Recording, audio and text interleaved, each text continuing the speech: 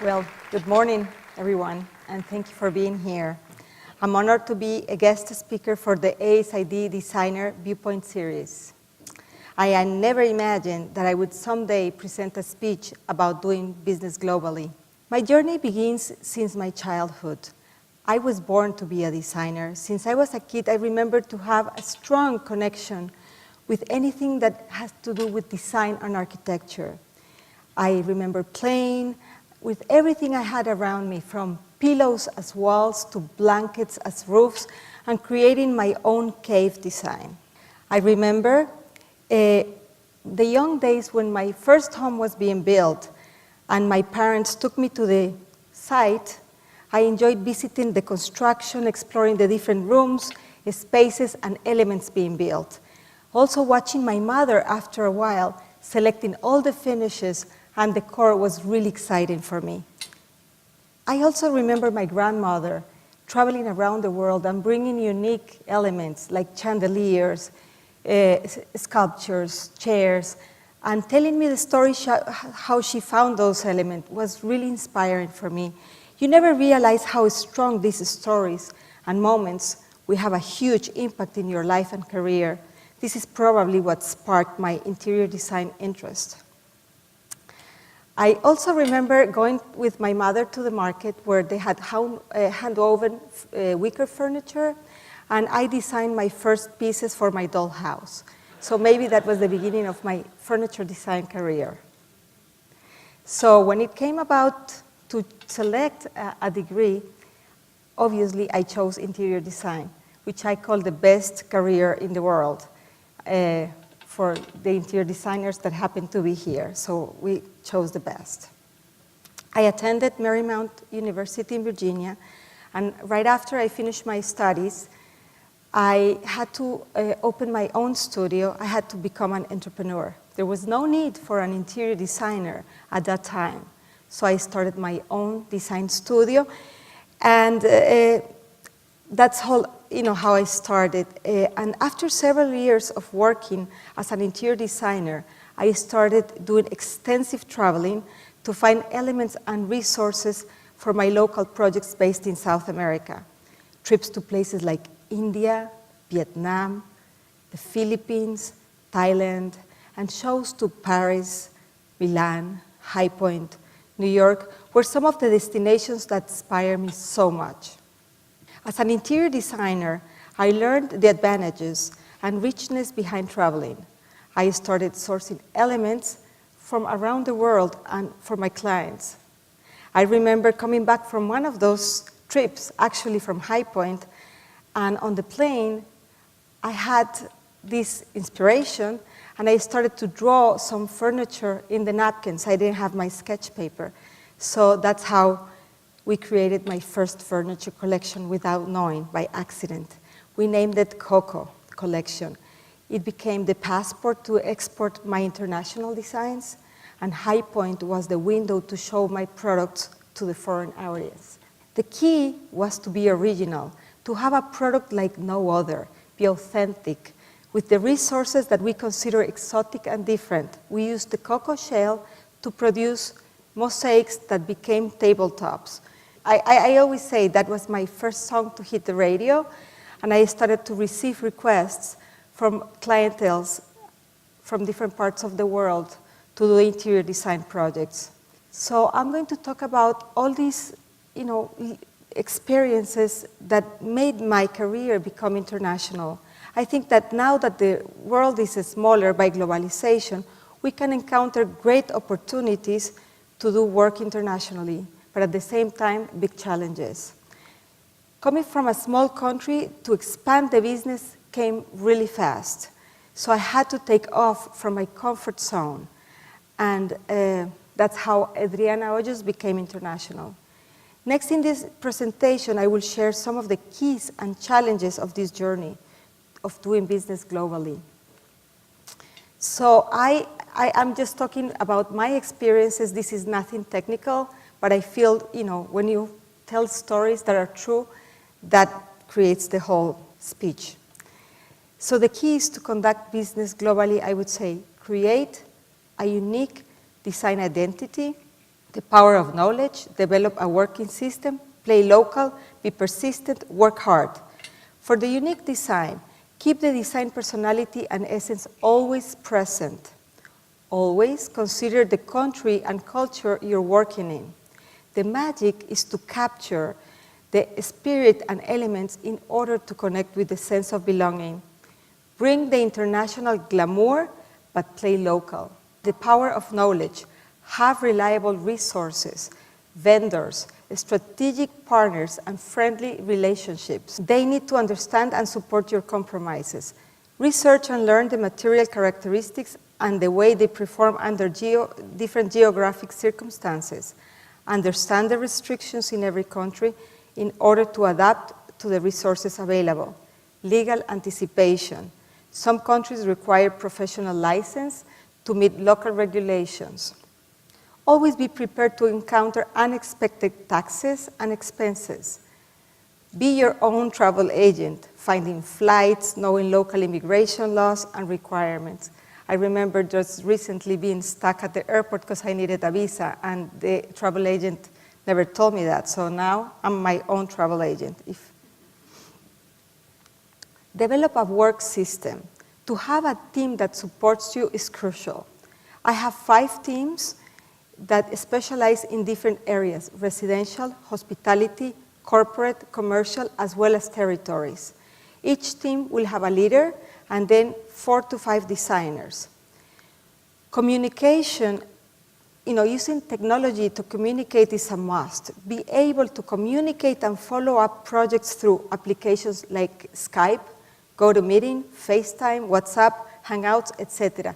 This is incredible how it changed my life. Instead of having to travel, I just do FaceTime. I remember recently doing this final staging of a home in Los Cabos, Mexico, via FaceTime. It was pretty long. It was like a 3-hour conference, but it saved me and my client a lot of time and resources. Playing local. Find reliable professionals who will follow up the development of the project. Most of the time, the local team will also provide you with local know-how and legalization of documents. Visit the site, understand the resources, the local strengths and weaknesses. Get inspired by the culture, the streets, the landscape, the architecture, the people, history, and its DNA. Be persistent, work hard. At the moment, Adriana Hoyos Design Studio is working in 8 different countries: Panama, Mexico, Bahamas, USA, Peru, Honduras, Ecuador, and Chile. So let me tell you some of these experiences where I encountered challenges. 7 years ago, I was hired to do the interior design of a custom-built mansion with 15 square feet located in Ocean Club, Nassau, Bahamas. I started to select all the finishes and realized that all the materials needed to be imported because there were no resources or vendors that could meet our needs. Then the installation was also a big challenge. 2 years went by, and I realized that if I continue at that pace, I will never finish. The millwork was a mission impossible, and that was the soul of my design. I took the decision to bring the carpenters from my hometown, Latin America, and I will never forget that situation. We couldn't get this crew a US visa, and that was the only way into the Bahamas at that time. So we had to book a tour through Cuba and bring the 15 heroes, I will call them, to the Bahamas and finish the job in only 2 weeks that we got the permission for them to work at the island. It was an incredible result. We finished this beautiful house, and the client was very happy, and we accomplished it, bringing Latin American labor to the island. So I found that it's a challenge, but at the same time it's an opportunity to have international sources to bring in. Just as an experience, we're redoing this house. By the way, we finished it yesterday.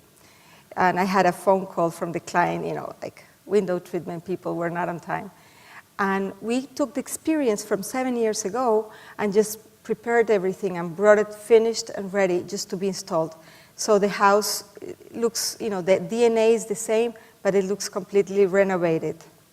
Trump Ocean Club, Panama. When we got the request for proposal for the residence and common areas for Trump Club in Panama, we never thought we were going to win the project. The building was the largest ever built in Latin America at that time. After a long process, we were selected to design the interiors. The biggest challenge wasn't the size of the project, but to agree with the architects on the interior layouts. If there is interior designers here, you know how that is. So we realized the amount of mistakes were done in the planning. For example, the view of the bathrooms was obstructed because of the closets, and the power outlets were on the wrong side of the wall. We started to travel very often to Panama, Bogota, Colombia, to meet with the architects in charge and try to implement our design. Next thing we heard was a phone call saying, "You're fired." Yes, we were fired. But soon we came back after the owner and operator Trump supported all our ideas. After 3 years of perseverance and hard teamwork, we convinced everybody and finished this amazing project with the results were great. Evolution luxury yacht for the Galapagos Islands. These are stories that I'm telling you where I have encountered challenges or opportunities as a result of doing the business globally and work internationally. So I'm trying to pick a little bit from different projects and let you know how hard it is sometimes to work in these territories. The Galapagos Islands is an incredible place and it's very protected, so to bring anything into the islands is really, really hard. We were selected to refurnish all the interiors for Evolution Yacht in the Galapagos Islands with 20 cabins. The work done in the structure of the yacht took much longer than planned, so obviously the interior design was reduced to a minimum. Sounds familiar? Again, normally the construction takes much longer and we're stuck, trying to do everything at last and making it perfect. So we had to adapt and hire new labor with no experience in delivering and installing the furniture.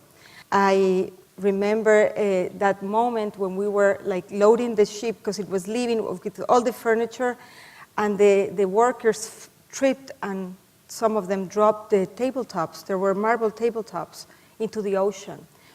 We didn't have any resources in the Galapagos Island to replace those tabletops, so we needed to hire scuba divers.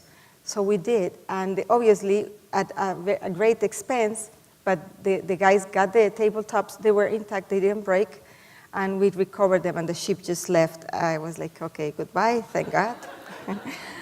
All the furniture in the ship, as you know, and in the yacht needs to be built to fit perfectly the cask. So that was also a big challenge. FBO, Paris, and London. FBO is a private aviation lounge, so we were selected to do the London. And we had, the biggest challenge was the time. We were only given 6 months, prior was the Olympics. So we were very tight, and traveling to a place that we've never been before working was tough. And the team of general contractors selected to do the renovations, they worked in a different way. So we were not, matching, and just traveling back and forth, trying to get your project done was really hard. The result was great after we, came into a working agreement. Soon after, we were asked by the owner of the company, this is a company based in Houston, Texas, Universal Weather and Aviation. The biggest challenge was that the French wanted a French designer, and there was Adriana selected. So the original idea was to replicate what we did in London, because the client wanted to create a company standard. Well, the French didn't like it. They thought it was too traditional, and they wanted the opposite. We had to try to reinvent really quick and proceed with the implementation. That also became a challenge because the building was protected. But another happy story, it ended up to be unique and sophisticated. You can see the renders. Unfortunately, I don't have the pictures yet. So I feel that we also encountered great opportunities to work internationally, and I'm going to name some of them. I feel very lucky and privileged of being able to expand my designs to many countries and different cultures. One can surpass the challenges and look into the opportunities. Having worked and studied in the US opens the door to many countries where interior design career is not yet developed and it's so regulated.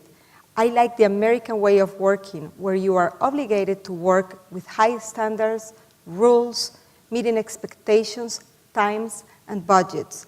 Having a country like no other with the best resources in the world. Friendly, efficient vendors. Since I opened my studio in Miami, I never realized how great to have this tool is. You know, they're willing to give you the best service, training, samples, etc. The English language is now the universal key to do business globally. And it's hard to travel and communicate without a common language. So I find this to be an opportunity of the American designers versus the international. Most international hospitality design is done in the USA-based companies because they trust the experience, knowledge, and quality. I'm going to share with you some of my projects where I found opportunities being based in Miami. For this project at the Doral, I was selected in Miami to do the interior design for the lobbies and common areas for the buildings. We developed renderings that helped us communicate with the client to bring out the design intent, and these renderings helped the client to sell the products immediately. It was a completely success story because he sold 2 towers of 240 apartments in a matter of 3 months. That was like 2 years ago. We are now hired to do the 3rd tower that we're working on, and it's being built. The 2 towers are in a different style, but the architecture is the same. So for this tropical resort in Playa del Carmen, when we got the request for proposal, we took the decision to go to the place, to the site, and meet with the clients. In a hospitality project, there are various players taking big decisions. One is the brand operator, who normally has a list of preferred designers, and the other one is the owner, the developer, who normally pays the bills. So in this case, I have to say they appreciated the effort very much and felt very special and confident that we were so interested in doing the project and learning about their culture, location, and ideas. Sometimes that extra mile pays off, traveling and meeting with the client. So these are some images of how we presented the concept to the client, and they loved it. It's under development. Viceroy Granada. This is a brand new project we're working on, and having a sense of belonging is important, especially in high-end hospitality where clients want to experiment textures, colors, gastronomy of the place they're visiting. In this case, we also took the decision and traveled to the island. We booked a tour for 2 days, and not only gave us a great experience, but we also found elements that inspired us, and it was the key to get the project to develop the interiors for this unique property. We are now in the preliminary design stage, developing the interiors based on the DNA and standards of a luxury brand, but also with local flavor based on all the elements we saw and captured during the visit. The owner of the project is a local, and he appreciates very much that we fell in love with the island, the people, and the culture. Cambria Hotel. When we were selected to do this project in Miami, it's a 140 keys hotel, and we met with the operators to have a brand immersion. Their knowledge in hospitality was great, but the lookbook I didn't like. So I was really honest, and I told them, can I propose something that has a sense of belonging? Because I spent half of my time in Miami, and this is a city full of history and a great vibe, so I wanted to put some of that into the hotel's design.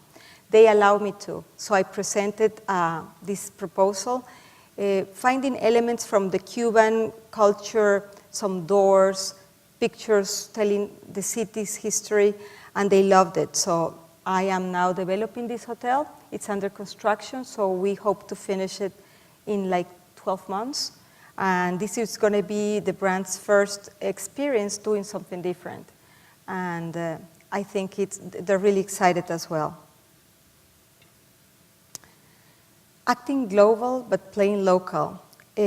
For this idea, I selected a project in Casa, Peru, where the concept of thinking global and acting local fits perfect.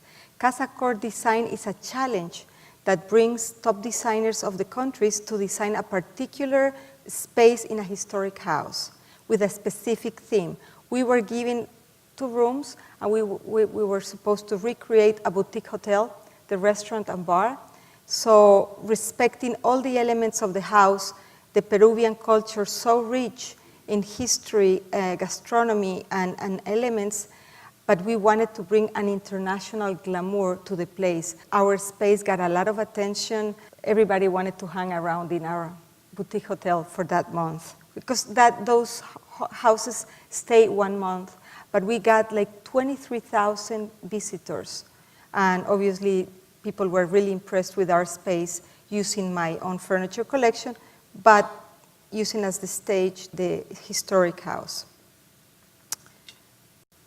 The other, I would say, hat that I wear is the furniture designer. So how to create a brand that grows internationally. I first spoke about my collection, Coco Collection, I am convinced that it was my passport to do business internationally. But then I had to recreate, and continue on, to reinvent, I would say, and continue on as a furniture designer. And traveling so much has given me many inspirations and opportunities to create the different furniture collections. So I'm just going to talk about 4 collections that have beautiful inspirations internationally. Chocolate collection, following the same ideas that we used in Coco of being originally and finding unique elements were used to develop this collection. I remember arriving to Hong Kong for the first time in Asia, and we were on a taxi going from the airport to the city, and I saw that building that you're looking on the screen, and I saw the repetition of the slats, and I said, that's so beautiful, that could be a table, that could be a bed. So that's how we developed. It looks really easy now, but it became like the second song to hit the radio. And chocolate has been a great selling collection for us, and it's like a trademark.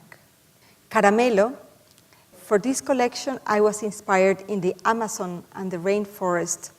I had to bring a new color to the wood, so we incorporated the light veneer and mixed it with the dark wood. That's how the name became Caramello. The repetition of the crossing of the trees was the inspiration for the element, the sculptural element of the bases. We showed Caramello in ICFF in New York 10 years ago, and we won the most memorable collection of that year. So I was really excited. Every time a designer, I guess an artist, presents something new, we go through a very stressful moment. And every year where I reinvent and launch a new collection, I get really stressed because I don't know how the reaction is. And most of the time people prefer the previous collection. It's like a song. So for Caramello, we won, and I was really excited and confident again. Next collection is Bolero. Bolero, we arrived to a trip to Spain, and we are going to the Fair of Seville. The dance, the move, the flow inspired me. And Bolero introduced a lot of new materials, hardware. We got also equestrian inspiration.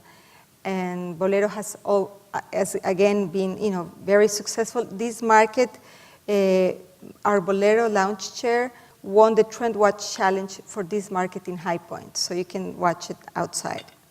It's in that box connecting the 2 buildings.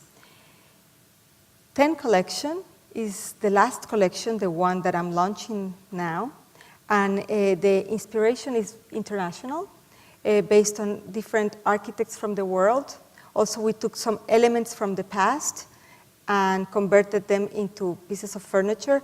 And this is the first time I collaborated with my daughter, Andrea, who happens to be here working very hard. And it has been an incredible experience to work with her. And this new blood and this new air to the collection, you can tell, without losing the DNA of the brand. So I'm really happy that this is going on. I share a video of the creation of 10.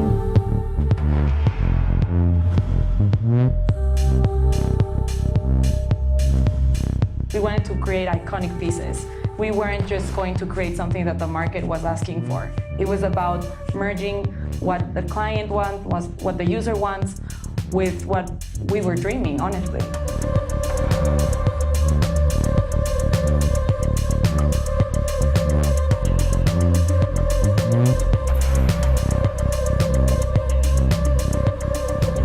The lounge chair 10, the shape of the arm, is the inspiration of a bridge. So all of these elements that you see every day, we have that sensibility to transform them in a beautiful piece of furniture.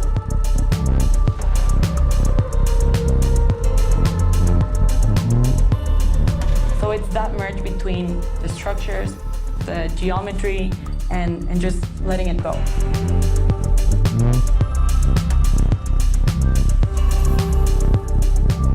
Collection celebrates a new design, a contemporary design. We took some elements from the past and converted them into a collection for today. The emotion, the passion were always present in the creation of 10.